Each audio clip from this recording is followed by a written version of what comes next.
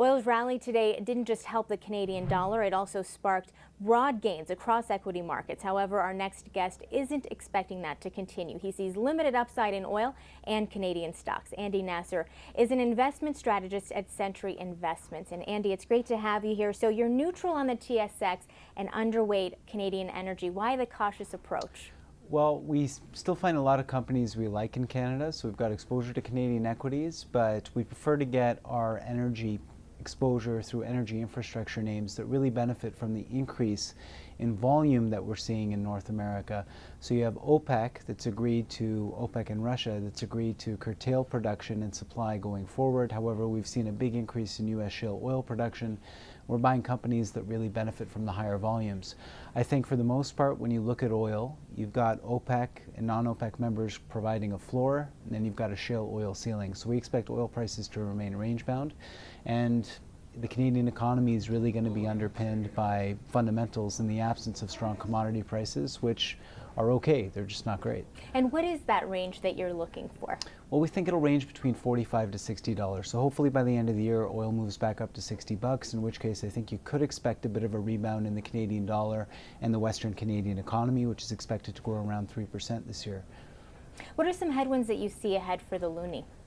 I think the biggest challenge is that for the past several years, the Canadian economy has really benefited from credit-led consumption. Obviously, we've got high residential real estate prices in Toronto and Vancouver and Ontario and BC. In aggregate, Ontario and BC make up 60% of GDP, so it's not, in my view, a Toronto or Vancouver issue. It's really those two provinces where consumers have spent a lot of money.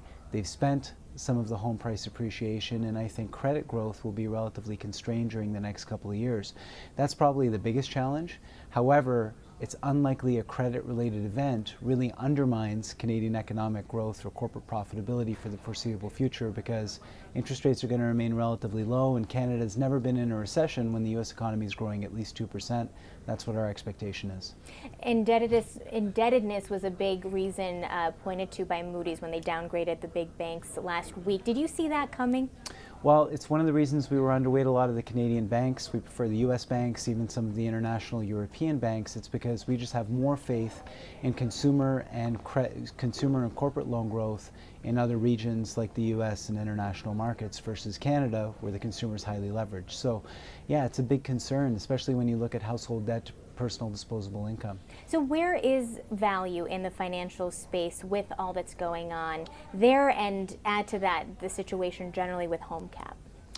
Value in the financial space in Canada? Well, I think there's some insurers that look interesting. We have some exposure to insurance companies. I still consider REITs as part of the financials, so I think you can benefit from having real estate exposure in a low interest rate environment. So there's pockets of opportunities. You can even include some of the asset managers in that vein, but I think you want to be really selective. I think the Canadian banks are profitable. They've got good balance sheets. However, I think there's going to be limited growth coming out of them during the next couple of years. And I know you recently increased international exposure with a focus, a preference for U.S. equities. Talk to me about that decision and how important it is for Trump's agenda to be pushed through in order for that thesis to play out. Yeah, so we were always overweight the U.S. because we had the highest confidence that earnings growth would materialize in the United States. What we've recently done is actually increase our international exposure, particularly the continental European exposure, because there's more signs that things are going to improve there and that fundamentals have really solidified. With respect to the U.S. and the Trump policies, we remain reform agnostic. So we're not chasing stocks that are going to benefit from tax cuts. We got a one-page document outlining corporate and consumer tax cuts. We're not sure how they're going to fund them. Looks like they're going to be deficit financed, and if they are, they're likely going to be temporary instead of permanent, because deficit financed reform lapses over the course of the budget window. And that's an important distinction because temporary tax cuts don't usually have a big impact on the long run, increasing the long run output potential of the U.S. economy. So from our perspective, we're just buying companies that we think are going to be able to deliver good short, medium, and long-term cash flow in the U.S., not necessarily beneficiaries of fiscal reform. I think the bigger opportunity to make money from a capital appreciation perspective is outside of the United States in regions like Europe. Which is a popular view, I think, right now. So I quickly want to get your reaction to J.P. Morgan saying they're citing this record inflow of $6.1 billion in the week of May 10th into European equities, and they say that upside for European equities has mostly played out at this point. What's your reaction? That's probably a good short-term comment, and again, we tend to be more longer-term oriented. From a funds flow perspective, if you consider the improvement that we've seen in Europe, I think you're probably going to see the ECB message about tapering the QE program maybe at the end of this year, beginning of next year. And when that happens, I think you'll see term premiums in continental Europe go up, so interest rates will go up.